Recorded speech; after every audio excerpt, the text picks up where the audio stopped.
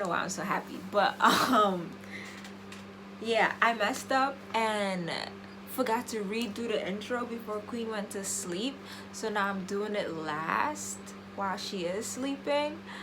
And yeah, it's really awkward doing an intro without her. But yeah, as you can see by the title, this is a story time about my labor and delivery experience. And before this video goes any further, if you could please subscribe to our channel and hit the like button on this video, please, and comment anything that you want down below. Questions, compliments, suggestions for more videos, anything you want, you could comment down below. And let's just get into the story. Queen, what are you doing? What are you doing? Can you get down? Can you get down, please? So, I was supposed to have Queen on May 27th. I was supposed to have her on May 27th, but I had her on May 15th. And so ironic that I was still in school when I had her. I was still in high school. And I was still in high school when I had her. And the doctor had gave me a note to give to the school saying that I needed to stop going to school by the 15th just in case she was to come between May 15th and May 27th. I would be at home and not at school, and emergency, la la da da. So the night of May 14th, I was doing a chemistry project that I was going to turn in on May 15th since it was my last day at school. So I started to get tired, but I stayed up still to finish my project. When I was done with the project, it was at least 10 going into 11. I can't remember the time exactly, but I know it was late at night. What? What? Anyways, so when I was done with the chemistry project, I went to go shower and brush my teeth so I could go to sleep because I had school the next morning. And I get in the shower and I started to feel cramps, but what I thought it was cramps, but it was actually contractions. So I'm in the shower and the contractions are so strong that, can I put you down, baby?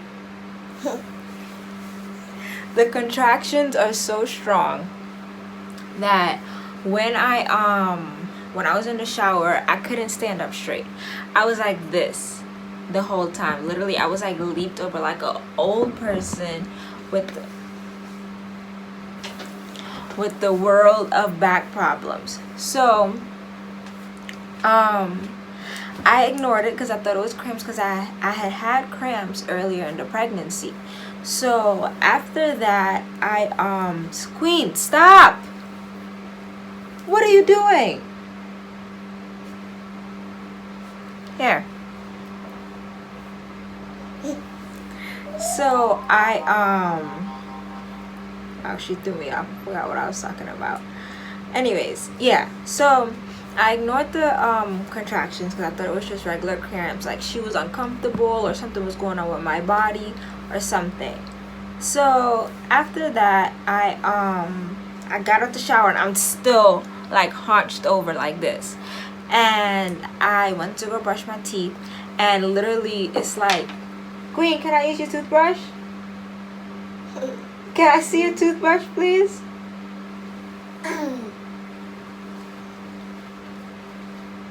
You're not letting mommy see your toothbrush? Queen? Okay, she's not having it with this toothbrush. But it's like I'm brushing my teeth and literally like this is the sink. And I'm like this and I'm brushing my teeth because like my body is not allowing me to stand up straight. So after that, I'm still ignoring it. I got dressed, still like I got dressed hunched over. Everything I did up until I got to the hospital, I was hunched over. So I lay down and I'm like, all right, maybe my body just needs to relax or something, and I need to rest and I'll be fine. So after that, after when I laid down, the cramps actually, well, the contractions, let me stop saying cramps. The contractions calmed down, but it just hit me like as soon as I closed my eyes and was like, finally my body doesn't feel that bad anymore. It just hit me like that, and like it was really, really strong. So after when I realized it was getting too strong, a few days or weeks ago, I had went to my second to last appointment before I had her. So they gave me the number and stuff to call just in case I start to feel anything, to explain to them so they could let me know if I'm supposed to come to the hospital or not. So when I called the number and I explained to the nurse or the doctor, whoever, they asked me who is my doctor, and I told them, and they said she's actually in the hospital right now, and I should pack my things and come because it sounds like the baby's ready to be delivered. So my mom is in her room sleeping because she has work tomorrow. Well, the next day. Yeah, she had work the next day. So I I went to go wake up and I told her. I went to go wake her up and I told her what was going on. So she started to get dressed. And I walked downstairs literally hunched over. I picked up my bag and her baby bag, and then I walked downstairs and I was just sitting on the couch, and the whole time when I'm sitting on the couch, I'm like this. So while I'm sitting like that, the contractions are just getting stronger. So my mom is upstairs getting ready and packing her stuff too. So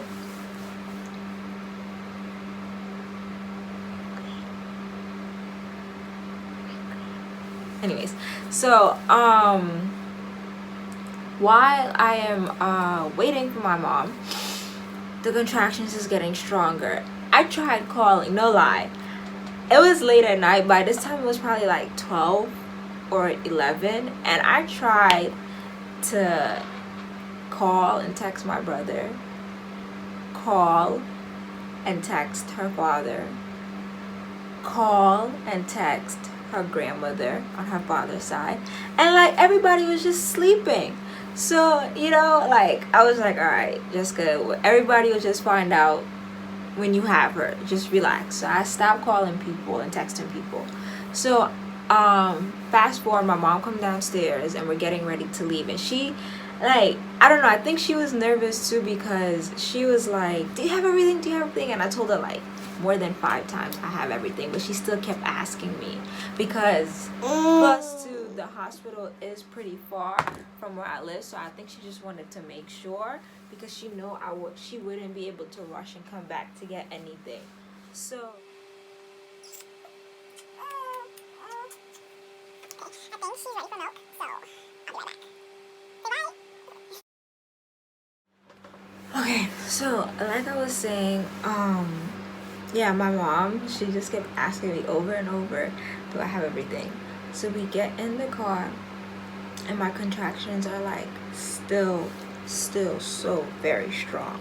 So while we're going to the hospital, like I'm in the back and I feel like I am dying. I really feel like I'm dying. And my mom, she's like trying to hand me water and stuff to calm me down, but like none of it was working, because like those contractions were so strong. Like I was putting the window down to get like some cool breeze in the car to see if it would work and calm me down, but nothing was working. So it was a good 30-minute drive to the hospital. And when we finally get there, like I didn't care about anything. I left the baby bag, my phone, I left everything in the car. I just wanted to get in the hospital. But at the same time, I was thinking, I was like, what if she's really not even coming? Because my water didn't break. So I was like, what? So we get to the hospital and they got a wheelchair for me because I still like going into the hospital. This is me. I'm just like that the whole time. So they got a wheelchair for me to sit down in so they could be able to wheel my big self up to the floor. Well, get on the elevator and go up to the floor where she will be delivered at. So they wanted me to fill out paperwork, but like I was in so much pain that they had to give it to my mom because I couldn't write. I could not write. Like I just felt out of it. So we get upstairs and the nurse and doctors, whatever, they were like, we need you to take everything off and put this gown on, and we need to start monitoring the baby's heartbeat and stuff. So I know I told my doctor from like the very first appointment, I am having an epidural. I was not having natural birth at all.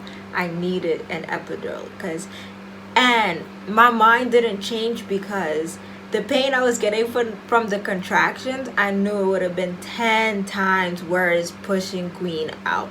So I'm like, yeah, I need epidural. They asked me, they was like, are you doing natural or epidural? I said epidural so quick. Like, I didn't care how much pain I was in. The words came out my mouth to say I wanted an epidural. So, and for people that do not know what an epidural is, it is the shoot, I don't even know how to explain it, but I just know it numbs you from the waist down. You still feel the baby coming out, but it numbs you a lot. But anyways, I'll get to that when it's time for me to push in the story. So I'm thinking, as soon as they tell me to put on the gown, they're just gonna put the needle in my back and all the pain is gonna go away. So they're like, first we need to monitor baby's heartbeat to make sure everything is okay with her. We need to see what is she doing in you right now, and we need to give you, what is the thing called? It is I guess IV drips, whatever. They were like, you need a certain amount of fluid in your body to before we could even give you the epidural. So they put in the little thing around my belly to monitor her, put stuff on my finger. They're bringing me water. They brought me water. They brought me ice. They brought me popsicle. I don't know what they thought a popsicle was gonna do, but they brought me a popsicle. They tried to bring me ice cream. What else did they bring me? They brought me an exercise ball. That exercise ball made me so mad. They were like, try sitting on that in the meantime and maybe the contractions will calm down. And I remember getting so mad that I kicked the exercise ball away and I just wanted to go lay down. And then when I was laying down, I couldn't really lay on my back because the more I laid on my back, the stronger the contractions was getting. So I kept trying to lay on my side and they were like, no, you can't lay on your side, you can't do that, you can't do that. And I was really getting mad. I was getting so mad that they kept telling me that. But fast forward to when they could finally give me the epidural, because everything that happened in that space of time was just like a repeat. Pain, they kept checking on Queen. Pain, they kept checking on Queen. Pain, they kept checking on Queen. So it's time to get the epidural, and I'm like, whew. How it was like, this is the bed right here, and my mom was on this side sitting down, but they wanted me to turn this way to get the epidural. So they were like, they came in over like gloves and stuff over their face and all of that. I didn't know it was that serious, but they told my mom she had to go on the other side. But this is the catch. I have a slight case of scoliosis. I think it's worse now. So my spine is not straight at all. The epidural, the needle for the epidural has to go in a certain spot. From what my mom explained to me, because I was in so much pain and I really couldn't see what was going on back there. Like, the contractions were so strong that I didn't even feel when they put the needle in. And my mom told me they put the needle in 3 times. So my mom said the first time they put the needle in, it didn't work because of how my spine is not straight. So when they put that in and it didn't work, they put it in a second time. So the second time, my mom said that they had to stop because Queen's heart rate was fine, but she said like my eyes rolled in the back of my head and my head tilted back and it looked like I was fading away and my heart rate started to drop. So they just had to stop trying to do the epidural before they damage me or do something that could possibly harm me and end up harming Queen. So they waited a little while and then they finally came back and did the epidural. And keep in mind, this is like maybe 2 o'clock in the morning now, so it's already May 15th. So when the epidural finally goes in, it still wasn't what I was expecting. I was expecting I get the epidural and all the pain goes away. I was still feeling it. I was still feeling the contractions, the cramps, whatever it was, I was feeling it. So I'm laying there like they're like it's gonna take a while, so just be patient. So I'm just like, what the heck is going on? So after waiting a little while, I guess you could say, it finally started to go through my body and the pain was just like, easing off.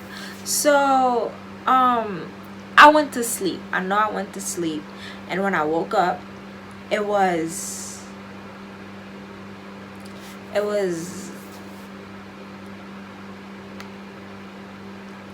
maybe 6. I think I woke up at 6. And it was the funniest feeling. I really couldn't feel my legs. And it kept, okay, so this is the bed, this is my leg, and my leg kept falling off the bed. And no matter how much I tried to put it back on the bed, I couldn't feel it to put it. I felt paralyzed, basically. And the nurse or my mom had to keep putting my leg back on the bed because it just kept falling off. I had no feeling, so I couldn't control what was going on with my legs. So the doctor came in. No, my doctor left that night, so it was a new doctor in that morning. So, and it was a man. I was so mad. It was a man, and he had big hands. His hands were so big. He came in and he checked, and he was like, "You're dilated, like 8 or 9 centimeters, something like that," he said. But the thing that was confusing me was my water still didn't break. So I was like, how is she gonna get here if I'm dilated so close to 10 and my water didn't break yet? So then they check her on the little ultrasound thing, and they're like, it looks like your little baby left a surprise for you. So I'm like, what? A surprise? And they were like, she had a bowel movement inside of you. And I'm like, ew, it's so nasty. I was so disgusted. And it's sad to say, but I was really disgusted because I was like, ew, she pooped in me. It's so nasty. And when they realized that my water was not breaking, the doctor had to come back in, the male doctor. He had to come back in and literally shoved his fingers inside of me and was like, yeah, you're 10 centimeters dilated. It's time for us to what did he say? He was like, it's time for us to burst your water back. So I was like, what? So then he just popped I don't know what he did, but it was popped open and the liquid was coming out. So the nurse is like wiping up all the liquid, well, some of the liquid that's coming up. And when she wiped it, she was showing me Queen's poop coming out. And I was just so disgusted. I was so disgusted. So anyways, I don't even like to think about that because it's so nasty. So after that, it's time for me to push. So I'm like, oh man, that's when I really started to get scared. Like the whole time I was nervous, but I got scared when it was time to push. I got really scared. And they were like, do you want a mirror here? And I'm like, what? Like, they asked me if I wanted a mirror to see what was going on when I was pushing.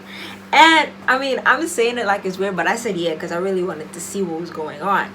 But then before I could really start pushing, the nurse was explaining it to me. She was like, most people forget to breathe, and we're gonna count to 10, and we need you to give us a hard push, blah blah blah. And she told me that. So now my doctor ended up coming back. So I didn't have the male doctor anytime. My doctor came back, female.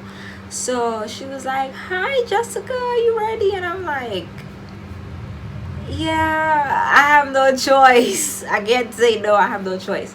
So I put my legs up on the little thing that holds it up, and they push it like far back, and I'm like, dang, I didn't know my legs need to be so high to push her out. So my mom is on this side of me, nurse is on this side of me, and no, my mom is right here, nurses is here, doctor is here in front of me. And they're like 1, 2, 3, counting to 10 and saying push.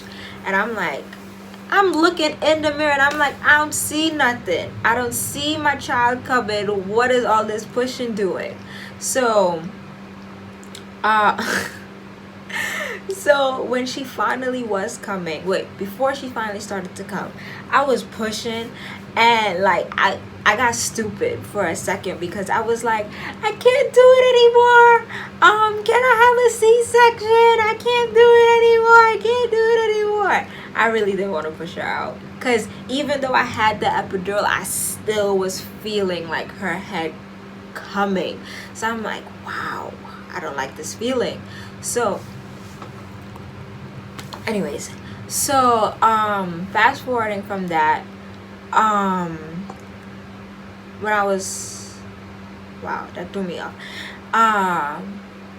Yeah, so I'm pushing her and I'm looking in the mirror, and they're like, look, there's a head.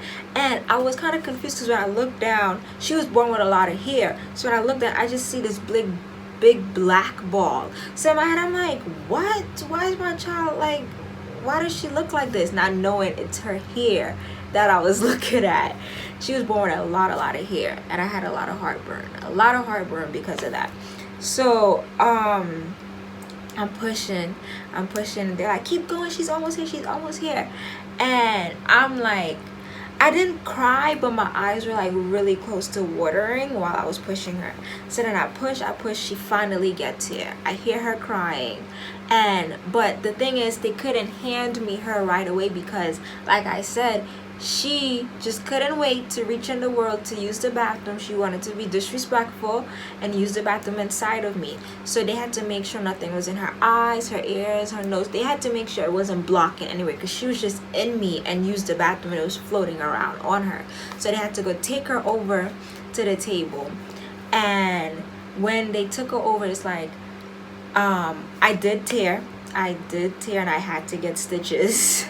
And while I was getting the stitches, they took over to the table, and the table was like over there. So I'm looking and I just start crying. I just started crying. I don't know why I was crying. I think I was happy. Yeah, I was happy. I was overwhelmed. I was thankful. It was a lot of different emotions. It was a lot of different emotions going on. But I did cry. I cried like a baby. And then they brought me her, and I was just like, wow, she doesn't look like me. And like, I never held a newborn baby before, so I was just like, I was kind of scared to hold her, and I'm holding her, and I'm just looking at her, and I'm like, wow, you look like your dad. Like, that's all I kept saying in my head. So and then the nurses came in. Like, they didn't even give me a chance to like take in the moment with my daughter. They came in, they asked for names. A preacher or somebody came in, they blessed her, and yeah, that was it. And afterwards, the nurse was like, she brought in like this little, like a little bucket thing, and she was like, we're gonna need to put this under you because in a few minutes you're gonna have to pee. So I'm like, how does she know I have to pee? What's wrong with her? And when she put it there, She's like, just let us know when you're about to start peeing because sometimes it overfills. I'm like, what? What do you mean sometimes it's over? It was like how can I say it? It wasn't tall, but it was pretty, yeah, it wasn't tall, but it was wide, so it could hold a lot of liquid. So when that happened, I was just like, okay. I was really creeped out that she knew that I had to pee. So when I did have to pee, I told her, and she was like, watch. And I'm like, okay. And I'm peeing, and I peed for like 3 minutes. No lie, I really peed for like 3 minutes. I peed for 3 straight minutes. Like, I felt like it was never ending. And the nurse, she was laughing because of my face. I was holding Queen, and I was like, what is going on? And after that, they took me upstairs from the delivery room. I don't really know what you call it, the room where me and her get to stay. I really don't know what it's called. So we're up there, and they told me that they could take her in the nursery and I could get to sleep, but I just didn't want nobody else in my baby, so I said no, and I really didn't sleep. Luckily one of my friends was there, and she was watching Queen too. And later on that day, my best friend came, which is Queen's godmother, and she walked in the room, and instantly she started to cry. Like, I think she put hand sanitizer on first, and she's standing at the door and she's just crying. And I'm holding Queen, and my other friend is there, and we're both like, what is going on? But she was really happy. She's like, I'm so proud of you. I was proud of myself too, because that's a lot. But anyways, I hope you all enjoyed this story time. There's no more to the story. That was it. And don't forget to subscribe to our channel and give this video a thumbs up. And I'll see you in the next video. Peace.